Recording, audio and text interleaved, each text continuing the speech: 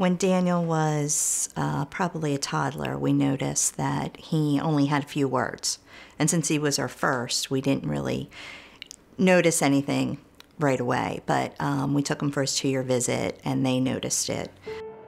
As new parents, you don't pick up on this type of thing until you really sense there's something wrong. He was probably about 2.5, and that's when they used the word autism. The future as we knew it was changed completely in one moment. And in that moment, we didn't know what to do. We were terrified, terrified. We knew it was a lifelong disorder. We didn't know what to expect. And we found a private school, which ended up being the best for him. He did really well. But then it got to where he got older and bigger, and his behaviors became more intense, and they had trouble handling him. He frequently, if he doesn't get what he wants or follow a specific path, he will have a tantrum or meltdown, and that meltdown and that tantrum in the past could have lasted for hours. So parents come to us and they're often struggling with behaviors in the home, with behaviors at school. They feel like the school is not meeting their child's need, and that the individual education plan is not perhaps relevant or being followed properly. So we work with families to craft an individual education plan that is relevant, that's data-based, and that includes the therapies that our children need. He started Bancroft 2010. He was about 14. He had never been anyplace else. His bus always went to the same place, and now it was going to a different direction all of a sudden one day, so we were very worried. But his transition was really good. He did really well. Between all the different therapists, speech therapists, occupational therapists, the social workers, teachers, we felt that they really got to know him and had all the bases covered. His behaviors were starting to get controlled, but it seemed that there was always a new issue.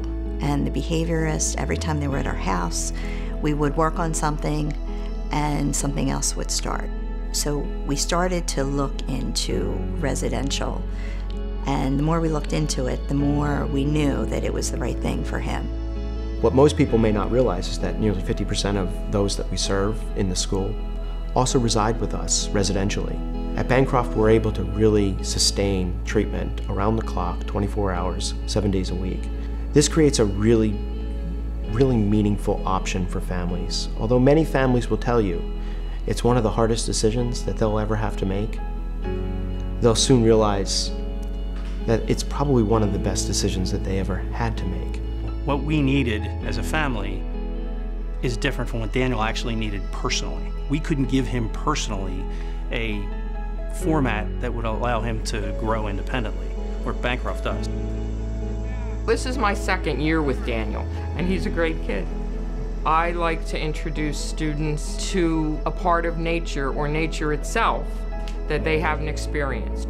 Being outside with nature has a tendency to make them focus.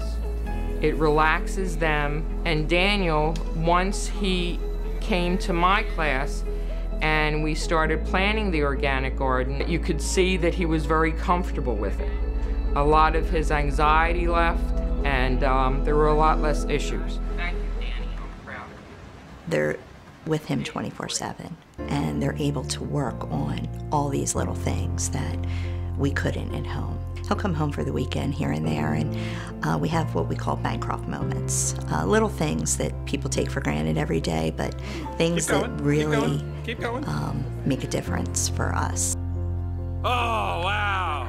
You're a monster. Do one more dog. Looking forward, I see Daniel as an extremely more independent person.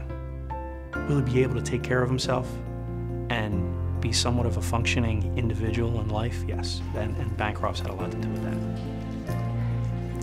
You know, Bancroft is a place that supports people, children and adults, across their entire lifespan. I think what we ultimately do is create options for families, and we create a way of life for people we serve.